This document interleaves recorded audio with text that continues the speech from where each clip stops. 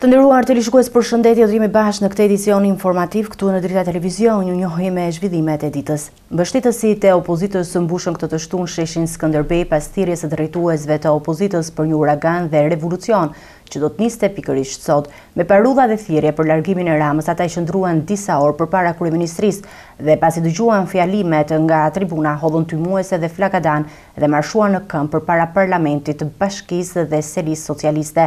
Berisha paralajmëroi një tjetër protestë të hënën gjatë seancës plenare. Berisha e cilësoi Watergate të shekullit 21. Watergate-in e shekullit të 21. Në këtë super skandal, Edi Rama është i vetmi kryeministër i cili përmendet 14 herë në akt padire çështjes në të cilën ai korruptoi dhe përdori si vrasës për pagesë kundër opozitës perëndimore të Shqipërisë dhe pluralizmit politik, njërin nga zbuluesit më të fuqishëm të planetit. Shteteve të Bashkuara të Amerikës dhe Bashkimi Ndërkombëtar për Sigurinë e Shqipërisë, rajonit dhe më gjerë. O besprer, Kobi nuk ka patur një faqezi të dytë si ti. Mendalesa, ato që i quajti institucionet e krimit dhe korrupsionit sipas praktikës së paralajmëruar. Tani shpërndahemi pasi i dham një mesazh të fuqishëm. Shprese, besimi, fitorie shqiptarëve në Shqipëri dhe kudo që ndodhen. Protesta mbaroi me rikthimin në selinë e Partisë Demokratike. Teksa para zyrës së tij, opozita mblodhi qytetarët për t'i kërkuar largimin. Kryeministri i vendit Edi Rama postoi në rrjetet sociale një video ku shfaqet i përkushtuar në art.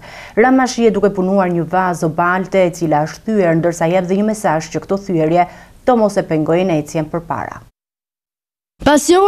Kryetari i Partisë së Lirisë Ilir Meta premtoi se kryeministri Edi Rama do të jap llogari për çdo aferë për cilën akuzohet. Në fjalën e tij në protestë, Ilir Meta tha se është sot ora për t'u përballur me një rezistencë pa kthim me regjimin e kalbur dhe hajdu, armik të interesit publik.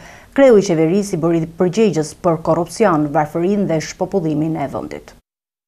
Kryetari i Partisë së Lirisë Ilir Meta premtoi se kryeministri Edi Rama do të jap llogari për çdo aferë për të cilën akuzohet. Ai e cilësoi frikatësisht kryeministrin Edi Rama, i cili sipas tij po fshihet për të shpëtuar llogaridhënies për lidhjet me ish agentin e FBI-s.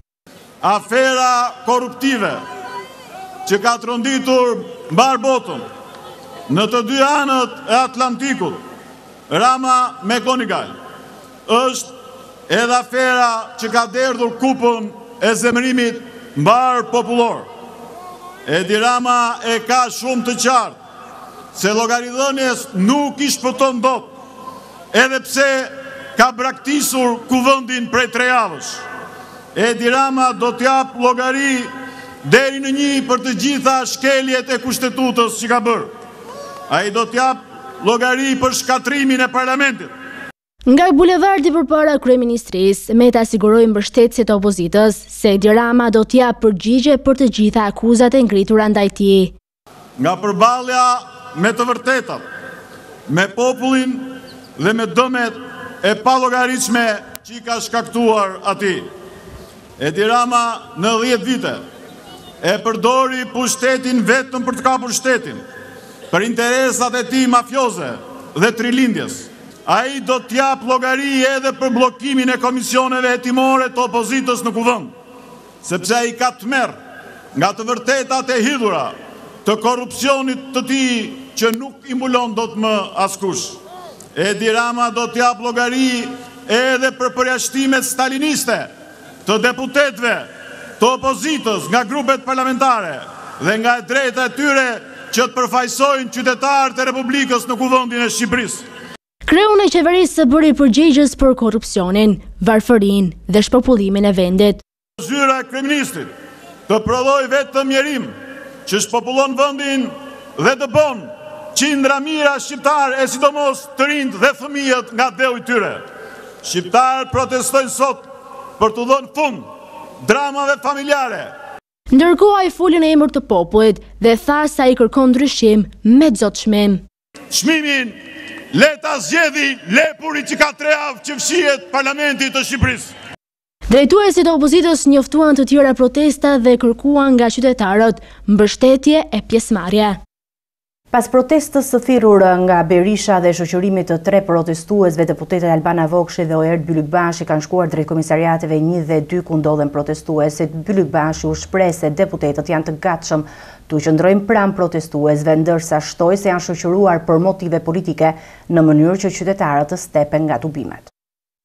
Pas protestës së thirrur nga Berisha dhe shoqërimit të 3 protestuesve, deputetët Albana Vokshi dhe Oert Bylykbashi kanë shkuar drejt komisariateve 1 dhe 2, ku ndodhen protestuesit. 3 të shoqëruar, ndërsa 1 efektiv i policisë së shtetit ka mbetur i lënduar. Ky është bilanci i protestës së opozitës përpara kryeministrisë që zgjati rreth 2 orë. Në fund të fjalimit të kryedemokratit Sali Berisha, protestuesit hollën mjete piroteknike dhe bomba molotov në shkallët e godinës së kryeministrisë. Ndërkohë, deputetët e Partisë Demokratike kanë shkuar në komisariatet e policisë numër 1 dhe 2, ku po mbahen të ndaluar gjatë protestës së sotme.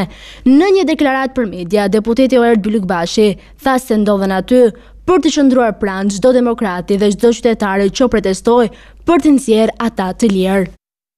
Ne jemi këtu, të gjithë deputetët janë të gatshëm të qëndrojnë çdo demokrati dhe çdo qytetari që protestoi për të nxjerrë ata të lirë nga çdo lloj veprimi i paligjshëm i. Bylykbashi e cilësoi protestën të jashtëzakonshme dhe mesazhe të mëdha, gjë që sipas tij do të identifikojë dhe protestën e rallës të hënën pasdite. Ne do të jemi atje për të protestuar, ju e dini shumë mirë që Dirama përpiqet të zhbëjë dhe parlamentin. Përpiqet ta zhbëjë parlamentin duke jo thjesht duke u fshehur nga përgjegjësia e tij për dhënë llogari për këto skandale të jashtëzakonshme që për turprojnë Shqipërinë, jo thjesht Ramën, por duke bërë dhe duke u përpjekur të çajë grupin parlamentar të Partisë Demokratike, ta mbaj penga të dhe të përjashtoj deputetët jo thjesht nga grupi parlamentar, po dhe nga parlamenti. Ne do të jemi atje për të treguar që ai parlament nuk funksionon si noteri Edi Ramës, ai është parlamenti i popullit, është i përfaqësuesve të tij dhe sigurisht që atë ditë do të jetë një mesazh tjetër i fortë. Këto veprimet tona do të shkojnë vetëm në rritje. Ose Edi Rama dorëzohet përpara drejtës shqiptarëve për të votuar dhe për ta shporrur me votë, ose sigurisht më pas shqiptarët do të përgjigjen me format demokratike të cilat në fakt i njeh të gjitha kushtetutat.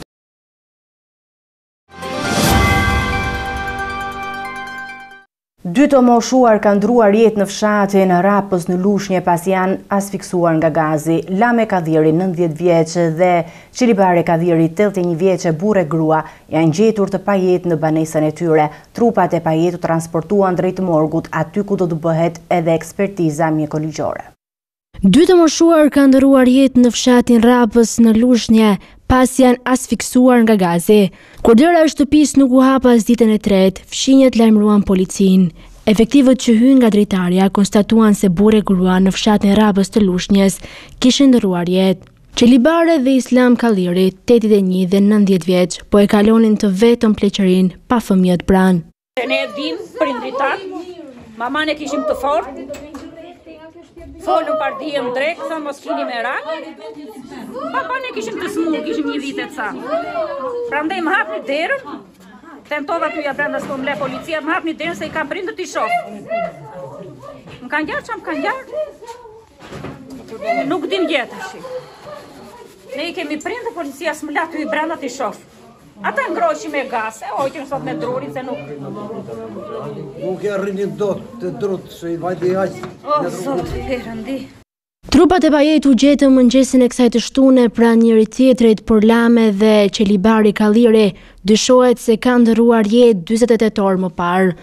Të moshuarit përkatësisht 90 dhe 81 vjeç ishin prindër të 3 fëmijëve, 2 vajza të martuara dhe një djalë në emigrim. Pasi u njoftuan për ngjarjen, Fëmijët e të afërmit të çiftit të moshuar në Britën e Banesë, nga ku thanë se vdekja mund të jetë shkaktuar nga rrjedhja e gazit. Çelibare dhe Islam Kadiri, pa kohë më parë, kishin shitur sobën me dru, pasi nuk përballonin dot çmimin e lartë të lëndës drusore dhe kishin zëvendësuar me një ngrohse me gaz. Trupat e pajetit u transportuan drejt morgut aty ku do të bëhet ekspertiza mjekoligjore. Rezultatet e ekspertizës, si dhe hetimet në terren, pritet të hedhin dritë mbi rrethanat e ngjarjes së rëndë. Reinard Metaj është larguar nga kriju kadastrës së Vlorë. Në vendin e tij është emëruar Erdet Mandi, i cili ka mbajtur më herët detyrën e shefit të hartografisë e më pas shefi legalizimeve pranë kadastrës së Vlorë. Ndryshimet në kadastrën e Vlorës në 4 vitet e fundit kanë qenë të shpeshta, më shumë se 12 drejtorë janë ndruar, disa prej të cilëve kanë qenë në detyrë më pak se 1 muaj, teksa ka pasur edhe nga ata që kanë ndenjur në detyrë pak ditë. Sërish ndryshime në drejtimin e kadastrës së Vlorës. Reinard Metaj është larguar nga kreu institucionit dhe në vend të tij është emëruar Erdet Mandi. Ky i fundit ka mbajtur më herët detyrën e hartografisë e më pas shefi i legalizimeve pranë Agjencisë Shtetërore të Kadastrës në Vlorë. Ndryshimet e drejtuesve në 4 vitet e fundit kanë qenë të shpeshta, disa prej të cilave e kanë mbajtur postin me ditë. Vetëm për gjatë 11 muajve të vitit 2020, në kadastrën e Vlorës janë ndërruar 9 drejtues. Shkaki i ndryshimeve mendohet të jetë konfliktet e hershme për disa prona në Bregdet, për të cilat është vënë dhe në shënjestër edhe të SPAK. Ish-drejtori Klodian Troci u arrestua në vitin 2021 si pjesë e një grupi që falsifikonin dokumente të pronave në dhërmi. Ai mendohet se qëndronte në krye të veprimtarisë që ka funksionuar me zyrtarëve të kadastrës dhe drejtorisë së administrimit të tokës. Në vitet e fundit, në vend janë zbuluar disa raste ku zyrtarët të kadastrave kanë qenë të përfshirë në skenat e vjedhjes dhe të tërësimit të pronave, kryesisht në zonat bregdetare. Zyrtarët të kësaj agjencie nga Lezhë deri në Sarand janë vënë në pranga. Angel Brahimi, 60 vjeç, një shqiptar i shumë kërkuar që prej vitit të 2000 është vënë në pranga nga autoritetet kanadeze. Mediat vendase shkruajnë se Brahimi kërkoi për vrasjen e një polici dhe djalit të tij 8 vjeçar. Ai u kap në Kanada ku jetonte prej shumë vitesh, por me një tjetër identitet. Shqiptari njihej me emrin Piro Kota. Një 60 vjeçar shqiptar i dënuar me burgim të përjetshëm për vrasjen e një efektivi policie dhe djalit të tij të mitur 8 vjeçar 23 vite më parë, është arrestuar nga autoritetet kanadeze. Bëhet fjalë për të shumë kërkuarin Angel Brahimi, i cili jetonte në Kanada për shumë kohësh me emrin Piro Kota. Lajmin e kanë bërë të ditur mediat kanadeze, të cilat raportojnë se sot ai ka dalë para gjykatës, pikërisht në Montreal. Mediat kanadeze shkruajnë se qeveria shqiptare ka kërkuar ekstradimin e Angel Brahimit, 60 vjeç, një burr që pretendohet se jeton prej vitesh në Kanada me emrin Piro Kota.